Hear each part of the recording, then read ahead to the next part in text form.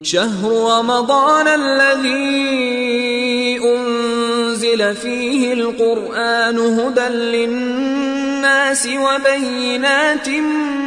من الهدى والفرقان اعوذ باللہ من الشیطان اللعین الرجیم بسم اللہ الرحمن الرحیم الحمد للہ وکفا وسلام علی عبادہ الذین اصطفیٰ محمد وعطرتہ الطاہرہ واللعنۃ الدائمۃ علی اہلہا اما بعد اذان محترم مسلسل ماہ رمضان مبارک کی روزانہ کی دعاؤں کی مختصر تشریح کو آپ کی خدمت میں پیش کیا جا رہا ہے۔ 24ویں دن کی دعا ماہ مبارک رمضان کی جس طرح سے امام معصوم علیہ السلام نے تعلیم فرمائی وہ یوں ہے کہ اللہم انی اسألک فیہ ما یرضیک واعوذ بک مما یؤذیک واسألک التوفیق فیہ لأن اطیعک ولا اعصیک یا اجود الاجودین، کہ اے پروردگار میں تجھ سے سوال کرتا ہوں ان چیزوں کا کہ جو تجھے راضی کریں، اور میں پناہ مانگتا ہوں ان چیزوں کی کہ جن سے تجھے اذیت ہو، اور میں تجھ سے توفیق مانگتا ہوں کہ تیری اطاعت کر سکوں اور تیری معصیت نہ کروں، یا اجود الاجودین اے سخیوں میں سب سے زیادہ سخی۔ اس دعا کی تلاوت کا ثواب روایت میں یوں ملتا ہے کہ من دعا بہی، جو اس دعا کی تلاوت کرتا ہے پروردگار عالم اعطا بعدد کل شعرۃ علی رأسہ و جسدہ الف خادم، تو پروردگار عالم قیامت میں اسے اپنے سر اور جسد کے بالوں کی تعداد کے برابر الف خادم، ہر ایک بال، اس کے پورے بدن پر جتنے بال ہیں ہر بال کے عوض 1000 خادم اسے عطا کرے گا پروردگار، الف غلام، اور 1000 غلام ہوں گے اس کے کل یاقوت والمرجان، اور یاقوت اور مرجان کی طرح سے۔ امیر المومنین حضرت علی ابن ابی طالب سرکار علیہ الصلوۃ والسلام ارشاد فرماتے ہیں الایمان علی 4 ارکان، یاد رکھنا ایمان کے 4 ارکان اور 4 پلرز ہیں، اور پہلا پلر ہے التوکل علی اللہ، اللہ پر توکل۔ دوسرا پلر التفویض الی اللہ، کہ پروردگار عالم کی بارگاہ میں سر تسلیم خم کر دینا، والتسلیم لامر اللہ، والتفویض، التوکل علی اللہ، اللہ پر توکل، والتفویض الی اللہ یعنی کہ اپنے کاموں کو اس کے سپرد کر دینا، اور والتسلیم لامر اللہ، اللہ کی بارگاہ میں سرنڈر کر دینا، اپنے آپ کو بچھا دینا، چھوڑ دینا،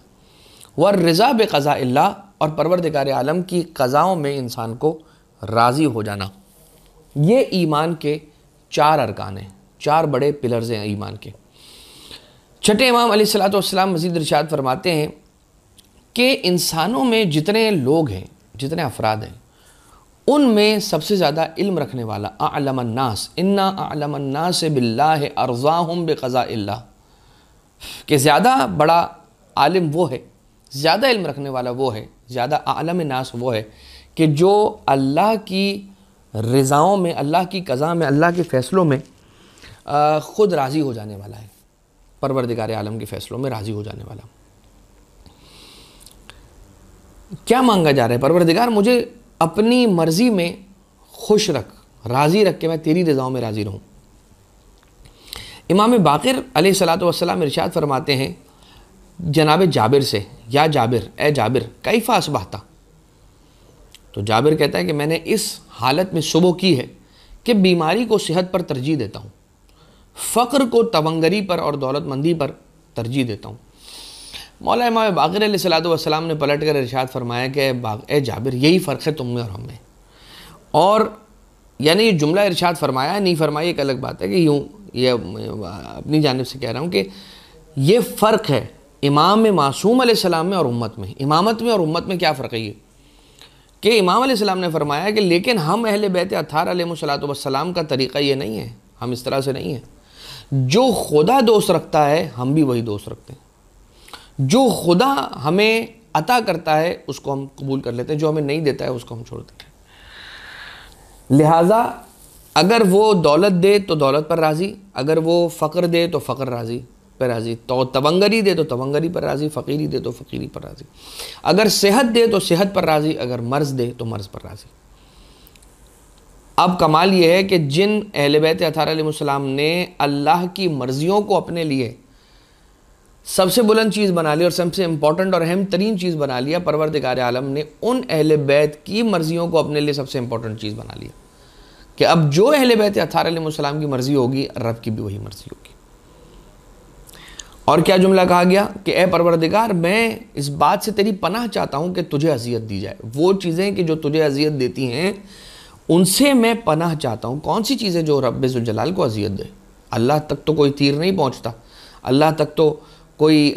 تبر نہیں پہنچتا، اللہ پر تو کوئی خنجر نہیں چلا سکتا، اللہ پر تو کوئی حملہ آور نہیں ہو سکتا،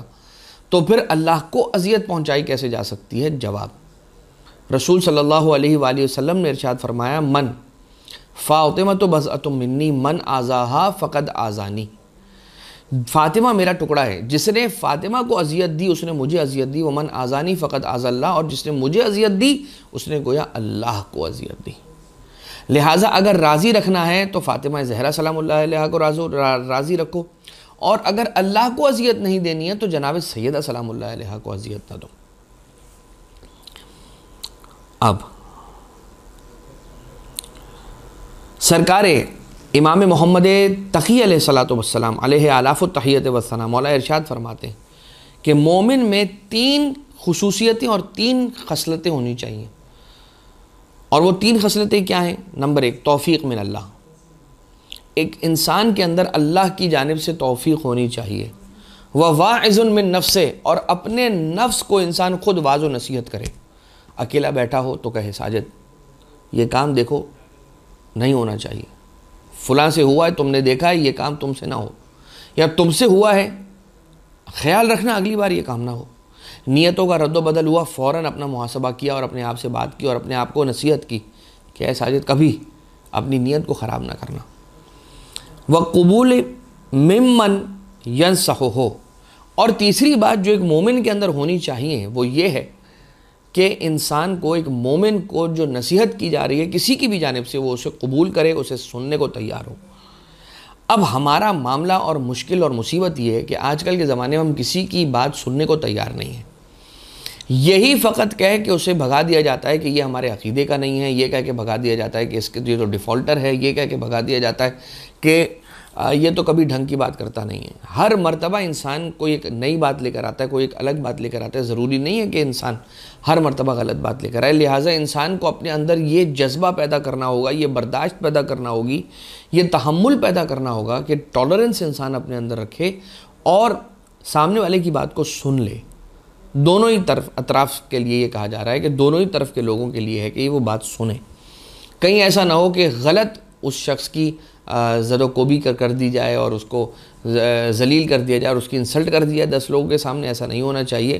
البتہ غور سے سننا چاہیے کہ وہ کیا کہنا چاہ رہے ہیں، اور ان کی بات میں اور ان کے مطلب میں، ان کے ذہن میں، ان کے دل میں اترنے کی کوشش کرنی چاہیے۔ لہٰذا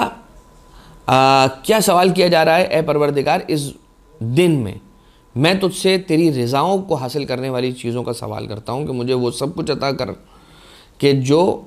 تو اپنے پاکیزہ بندوں کو عطا کیا کرتا ہے، اور میں تجھے اذیت دینے والی چیزوں سے پناہ مانگتا ہوں،